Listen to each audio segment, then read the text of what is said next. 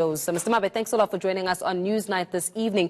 Can you table the reasons behind the withdrawal of Malusi Gigaba as well as former National Assembly Speaker Baleka Mbete from the parliamentary list?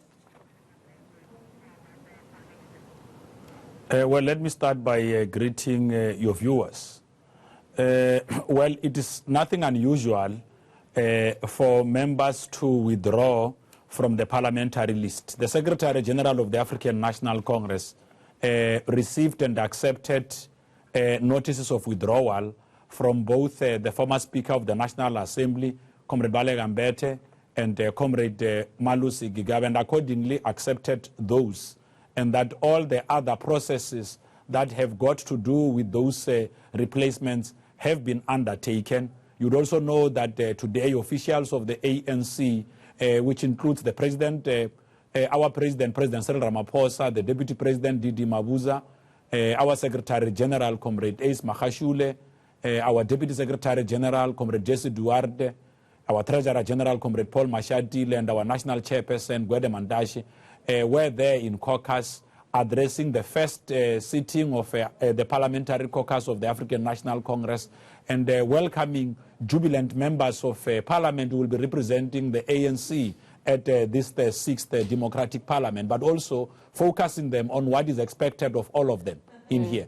So it is nothing unusual for members to withdraw themselves from the list. It did happen. At the start of the fifth Parliament, Comrade Zizi Kodwa had withdrawn because he was going to take up a position as the full-time spokesperson of the ANC, and Comrade Tito Mboweni.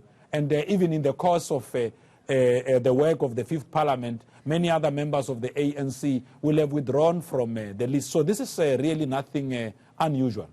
Well, it's nothing unusual, as you've articulated, but it's a good thing that you've mentioned that, you know, when you're making reference to, you know, like Comrade Zizikot, as you're saying, there was a reason behind it. They were withdrawing because they are going to a specific place. So in the case of Malusi Gigaba and in the case of Baleka Mbete, have they withdrawn their list because they're going to be deployed elsewhere? And if they're going to be deployed elsewhere, where exactly?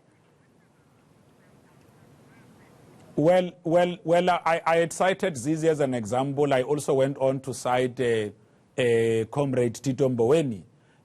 When members withdraw themselves, when members of the African National Congress withdraw themselves from the list, they do not necessarily have to canvass big reasons, or it would have been because of a deployment. You know, a notice of withdrawal on its own is sufficient. If there are any other roles later on that these comrades who are also members of the National Executive Committee will be playing, such will be conveyed out in the public. As matters stand, they have withdrawn from the list, and the necessary steps to make sure that those replacements do happen have already been undertaken, which is, of course, in line with the prescripts of the law. Who will those replacements be?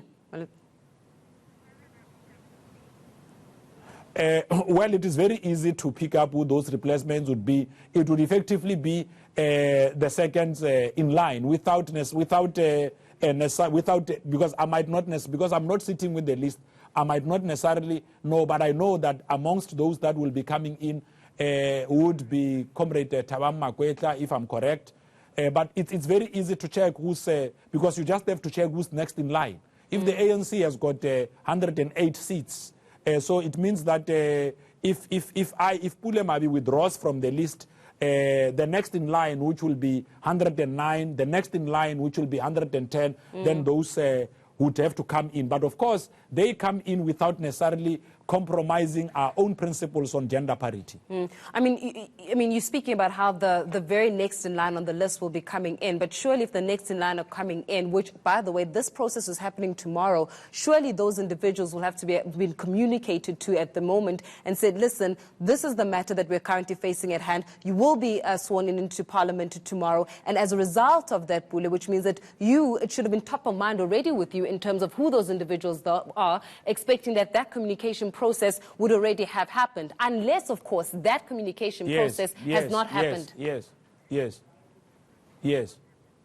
Well, like you are rightfully saying, hence I'm saying that in our own statement we did say that the Secretary General's office has been handling and dealing with all of those logistics that have got to do with the replacement. I can tell you now that where communications needed to happen to address all of those formalities and logistics, such shall have happened. You know, I just do not want to go into all of those details. Safe to say that the ANC is taking care of all of these developments and making sure that when it goes to Parliament, it has got its necessary mind in place.